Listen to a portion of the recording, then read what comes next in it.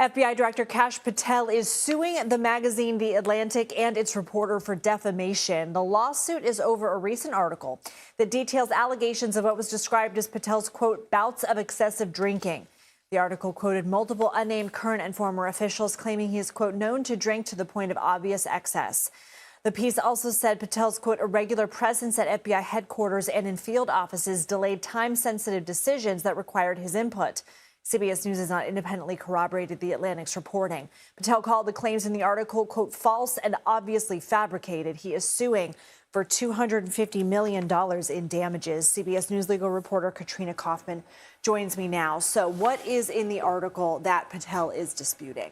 Lindsay, he is disputing just about everything in this article. There are so many wild stories about his drinking, times when his security detail supposedly couldn't wake him up, couldn't reach him. They had to push meetings.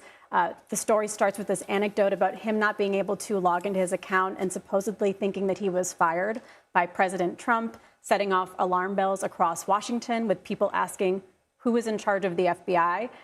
Because he himself was panicked, Patel himself. Yes, but what they say is that these claims are false. They call them pure fantasy, 100% fabricated. They say that The Atlantic should have known this, that they refuted these claims. So essentially what people are really worried about who spoke to The Atlantic, they report, is that he creates a national security vulnerability by being overly intoxicated. Allegedly, there are witnesses to this at establishments in Washington, D.C. and Las Vegas.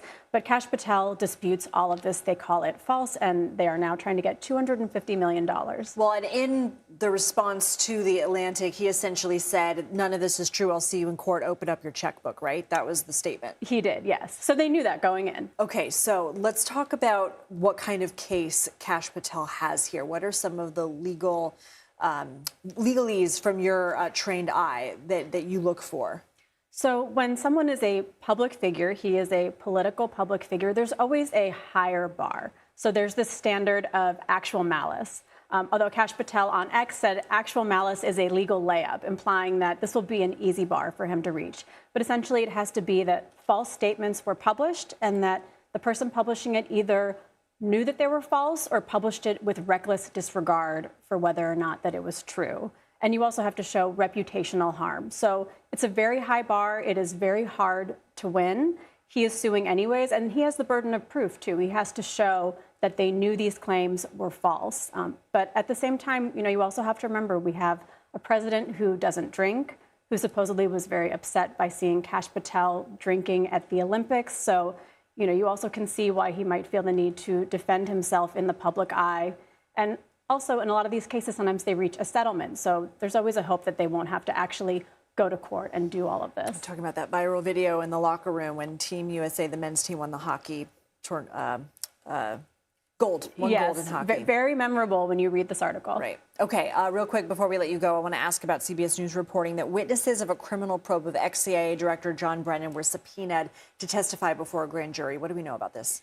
So this is interesting. There is an investigation into former CIA Director John Brennan in Washington, D.C., and it's been taken over by a new prosecutor, Joe DeGeneva. He is a Trump ally. He's a former Trump lawyer. And along with him taking over, there's now been these subpoenas sent out.